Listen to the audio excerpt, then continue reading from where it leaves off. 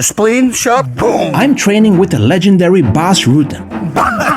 In the previous episode, he taught me his stance and strategy. But now, it's time to learn what makes him a living legend. As you noticed, we're in the ring. Why would we be in the ring? Because we're going to use the ring to our advantage. Imagine I'm going to push him in the corner. I try to cut him off constantly. And once he hits the corner, I want to give him a right kick. The only thing that I need to do is give him the out. So I'm going to move to this side, and as soon as he goes up, he's going to walk on the right kick. That's why I like things like this, like pushing and then a low kick. Wait, I've never seen that before, kid. Yeah, and you feel and right that away. hurts. yeah. So you pushed me I push you. to put my weight here. Yes, Yeah. so this leg's relaxed, and then I just, and it goes fast, right? Because you see, I don't use any power. With this part of the shin, that is the worst low kick you can give somebody. And it's like the ultimate Charlie horse, what they call it here, like if they hit you with the knuckles from the back. Like my last fight, I won with low kicks, right? Against that 265-pound guy. There was a moment that he walked into me, and while he walked in, I gave that low kick. And I felt my shin touch his thigh bone. Ouch. And so it went straight through because it was relaxed. Now, I didn't time that. That was luck because he walked in. But I remember my thought. It was this. Click, I won. It's the first thing I thought. And he limped, and I gave him one more kick, and the fight was over. You see? But that you can use also to an advantage. Now, once they're used to this thing, move, you see, you do exactly the same thing, and you go, paf! You make it a high kick because now they're afraid of that thing. Yeah. And then you switch it to a high kick. And then bada bing, bada boom. We have names and numbers for combinations. Okay. So everybody does this is a 1, it's a 2, it's a 3, it's a 4, right? Whatever they do, 5, 6, all that stuff we don't do. With us, if you say 5, that's actually a whole combination, boom, boom. Oh. And a 4 is a bop, bop, bop. And a 6 is a cross hook, cross. And 7 is a new cross hook. And an uppercut hook straight is an 8. But then we also have names for combinations. And one of the names is the Bas combination. Okay. And the Bas combination is kind of a thing that I stole from Mike Tyson. But since I'm Bas and he's Mike just knocks him out with 2 punches. For me, just to make sure I'm going to have to add 2 more because we all have less power than Mike, let's face it, right? And I'm going to switch to this side for that so they can better see for the camera. So what Mike did, and I think he knocked like 8 guys out like this, is a spleen shot, boom, and then he loads up and then puff, the uppercut, right? Yeah. He knocked out a lot of people like that. Now the trick is to load it up the perfect way, deceptive. So it's not the way that you should load up. If I give this punch here, hook to the body, it needs to be an identical load up for the uppercut, because otherwise you can see the switch. It's the same as with the left hook liver shot. If I give him a left hook to the head and a liver shot comes from here, I'm telling him what I'm going to do. If I load both up here, he doesn't know. No. Now it's boom, headshot, I load same up, I look him dead in the eye, and then I go for the body shot. So yes, technical-wise, you're giving up technique, but this goes fast. This is like everybody who says to me, I give you a headshot, 3 heads and an uppercut hook, says, yeah, but they can hit you because you're loading up. I go, really? Let's try that out. And then I go to them and I do it on speed. And also with one feint, or whatever it is, I'm not going to walk to you, okay, here I come. No, it's going to go, boom, and there's the liver shot, it goes fast. Now that Bas combination, that is the spleen, boom, same load up, and then you give the uppercut. Now I'm looking him dead in the eye, boom, I keep looking him dead in the eye, and then I go for the body shot, and I wrap it up with a very short high kick. Don't turn on your foot because you're closing the distance. You want to give yourself more space, so just turn on your heel. You got a little bit more space for that high kick. Once you start playing with that in training, you see how effective it is. And if it works in training, trust me, it works in fighting. Yeah. You just have to do it. But our mind tells us the body can take more damage. Don't go for the body, don't go for the body. No, always go for the body, man. Because, always go for the body? Oh, yeah, because the badass setups for the head as well. That's the same as on the ground. You see how many times you do the body, head? Yeah. And they do this. 1, 2, boom. But they don't respect the first 2 punches. No. If you go full to the body, full, and you keep pointing. Oh, that's actually Dwayne Ludwig. He fought Crazy Horse Bennett, and he was on the ground. And I told him, I say point, because he had fingers in MMA gloves. Hit his face, hit the solar plexus. That's how he knocked him out. The end of this fight here. Big shot to the body.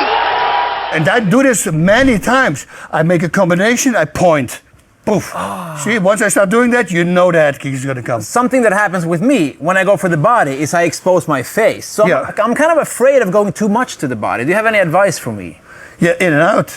And then So you guys footwork. with your blitzes, yeah. Yeah. You guys are super good with that. And you see Machida doing it, and you see the Wonder Boy doing it, and that's just because that's what you guys work on. That's why the point karate is so effective in full contact, because it's completely different. If you never saw a certain setup, you're going to be effective with it. Create ways to set people up. Like that left hook with the cross to the body. Yeah.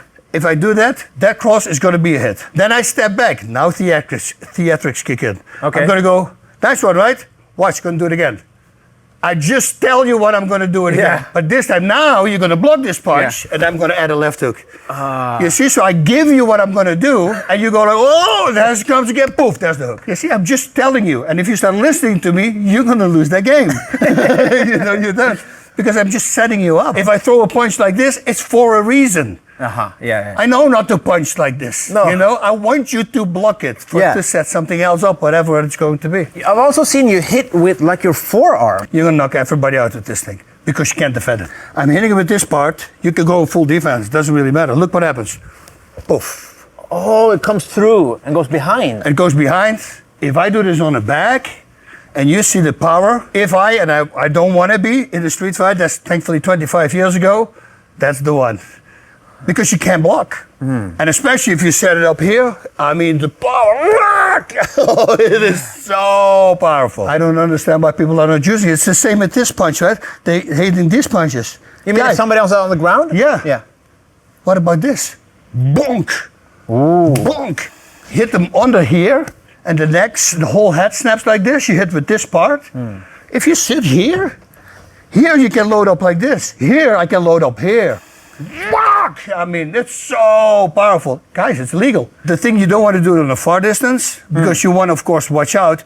If he just, like, for instance, moves his head backwards, and I hit with here, and my arm is stretched, I'm going to freaking hyperextend my arm. Bend your elbow a little bit. Bend your elbow and keep it bent. Start doing it on the back. I will show it on the back in a little bit.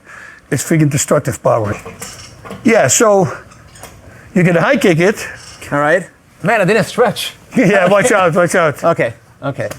Right. That's high kick. Yeah. And there's the close line. Ooh.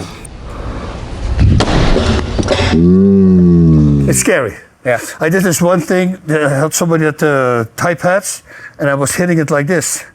And that was like 5 days before I fought Frank. And I just came up with it. I go, dude, I can actually generate a lot of power like this. I kicked him, and he shoots it, and I go, poof! Oh. And that was his first 8 count. That was that shot. But you see, that's another thing, thinking outside the box. That's another thing that I say with this close line, once they're on the ground. Yeah. You know, I mean, it is so powerful. You can load up all the way here. So like if you would take me down, or if I'm trying to take you down. Yeah, so, would- and I'm right. trying to punch, Yeah, right? yeah. You see, but if I do this, wow! Yeah. Just hit constantly with this thing, and I keep my arm bent, your whole face is gonna freaking move. And then that power that I just did on that back, Yeah, right. it's scary, and I can load it up here. And the longer a punch any strike travels, the more power it can get, right? That's the trick behind fighting, I always say. If I take a bow and arrow, and I let it go, it's gonna go in this deep. But if I give the arrow space, Yes. now it's gonna go freaking in there. And that's the same as striking. Here it's not effective. No. So that's another thing. Oh, it's good that we talk about this. Distance with me is everything. If I say a right uppercut cross, that's weird. Yeah, because distance is different. Yeah.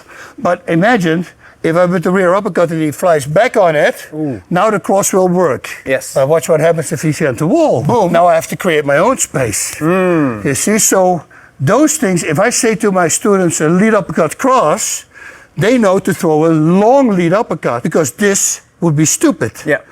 And I always tell them, yeah, but he should have moved backward. No, what if he's against the wall or against the cage or against the ropes? Now you're going to have to create that space yourself moving back. If you could tap into my mind when I shadow box, you don't think it will be there. What is there? It's all about my feet constantly being on the ground at the moment of impact and distance. And this part is very underestimated. Okay. If he stands here, this low kick is the worst low kick you can ever get. So it's right below your knee. Yeah, and my leg is stretched. I don't do this. Okay. Look, I'm just gonna drop it like just this. Yeah. And if you do this, whoa, and just with a stretched leg, oh boy. That part, not down here. Yeah, because here there's movement, here Yeah. there's almost no movement. No. Once they do this, close open, That's a big no-no. Always open, close, open, close, open, close, open, close. Always, you can never close open. Because a good fighter will wait for this moment. Now he attacks you. If I see fighters, that's the first thing I look at. Like the women always say, I'm not checking you out. I'm looking at the hips and feet. Use all the things that I said now. Don't try to throw that, fix that today. Pick one. Okay. Yeah, I had a famous guy coming in and he says, I want you to look at my training and then I want you to tell me all the things that I do wrong and I want to work on that. Cool. So I walked in him, I had like 9 things. So I said, okay, with low kicks. And that was the first thing that I said. He steps to the side and then he kicks. Don't do that, stand still, go straight in there. Will be much more effective. Well, with you also, if I step to the side and I kick here, I'm going to be a little bit more off balance. If I kick here, move, look, I'm perfect balance the whole time because I got that wise base. 2 weeks later, the guy asked me, hey, I thought you had 9 things. I go, yeah, but you didn't fix the first one. Yeah.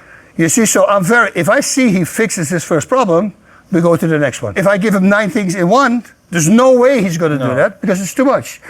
And just one thing, he already thought it was not important enough. And then I stopped teaching. Yeah. It's very simple. If they don't listen, I'm out. I think that's good to hear because you covered so many things. Yeah. Like if you're watching this, just pick one thing. One thing. Start with that and then take another thing. That's what I said. When I did this was 3.5 hours in front of a mirror. Not dropping my hands anymore. Not dropping my hands anymore. You can do this for a week. What is the hurry? Make it a journey. Don't make it a race. Yeah. Make it a journey, you know. Enjoy it. Enjoy it and focus and make it good. Make it good. And once it's good, now the next thing. What can I fix now? Boom, go up to the next thing. The footwork, I would start with that. Okay. Open, close, and feet on the ground at the moment of impact.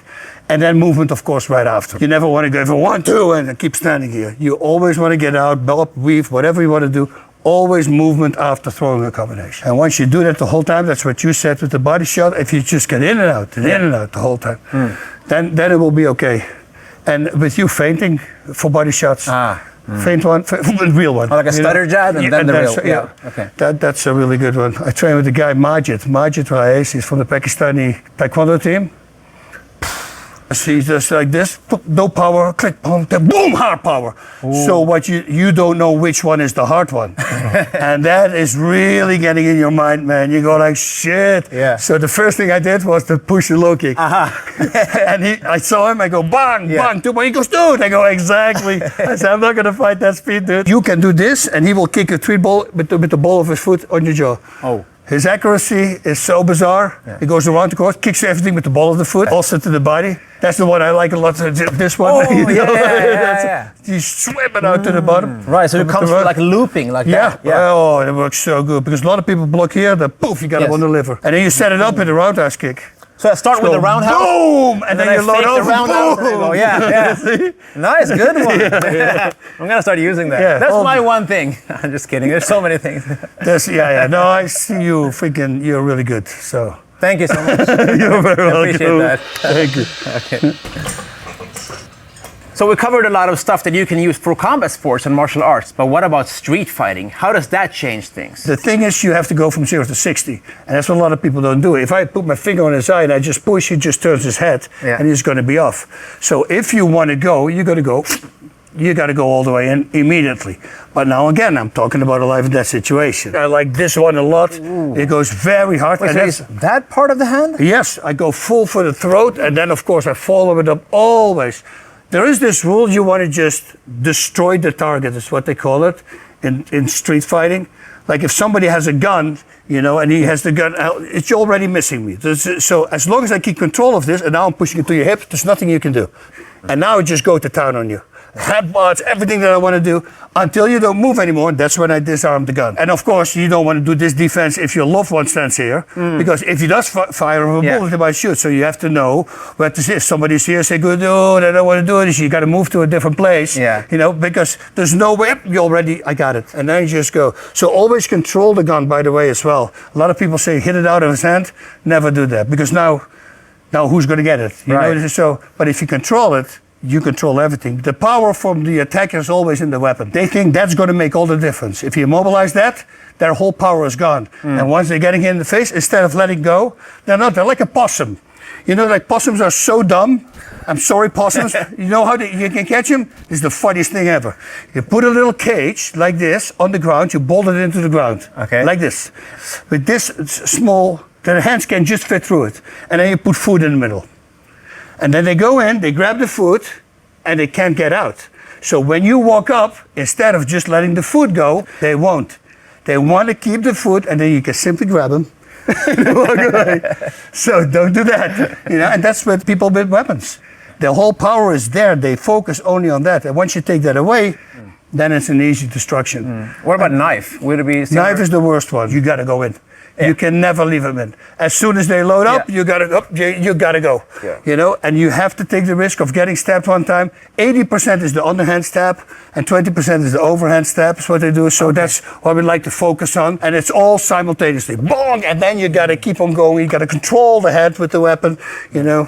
But those are nice defenses. This one I really like. If the knife is here. Yeah.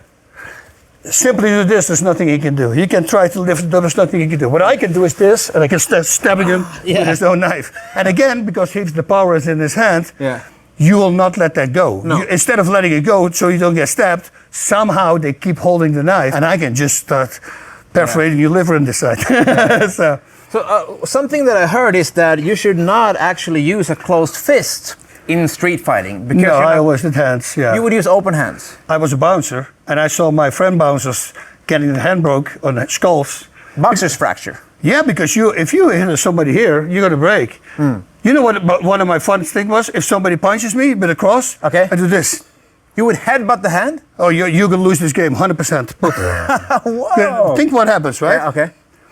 If you punch, you're relaxed here. Yeah. Once you start squeezing at the very end, right? Yeah. You can't start squeezing here because you're constantly squeezing. So at the very end, is where you make the fist.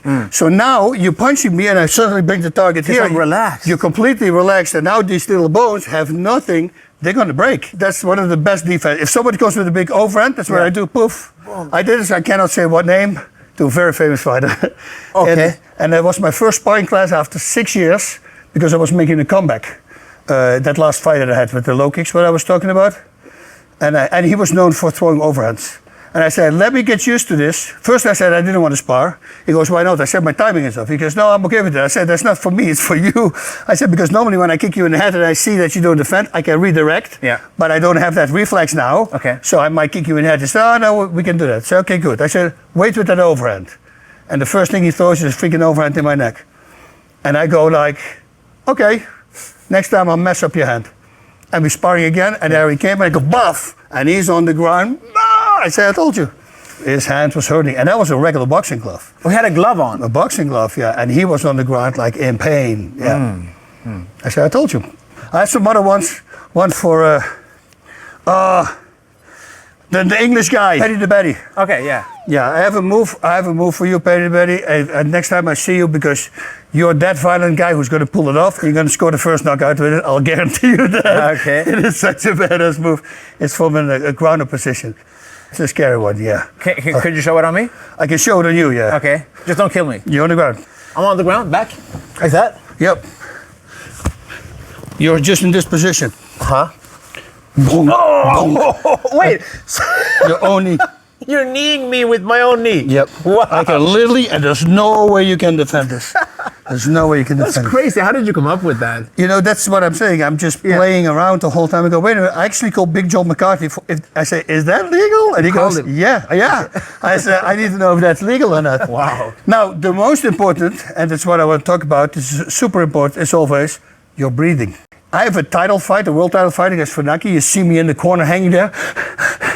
What am I doing? Every breath I take, I have to carry my weight up. And not only that, I'm breathing only the top part of my lungs. Once you start breathing diaphragmatically, and you know how to breathe, you're filling your lungs up with the most amount of air that you can actually hold. If I say take a deep breath, everybody raises their shoulders, you fill up your lungs on the top.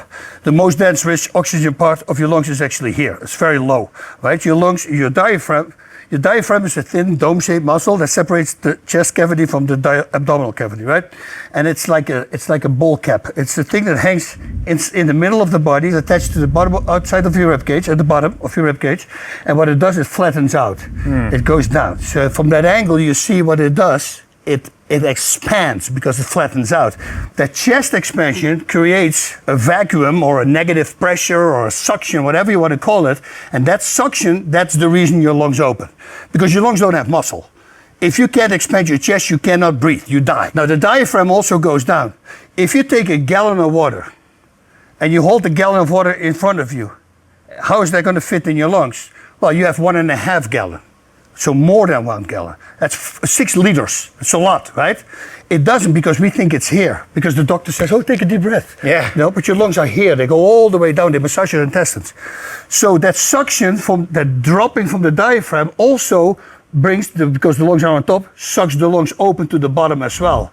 The expansion from your chest, which are your intercostal muscles, all the way around, 360 degrees circumferential, they open up your chest.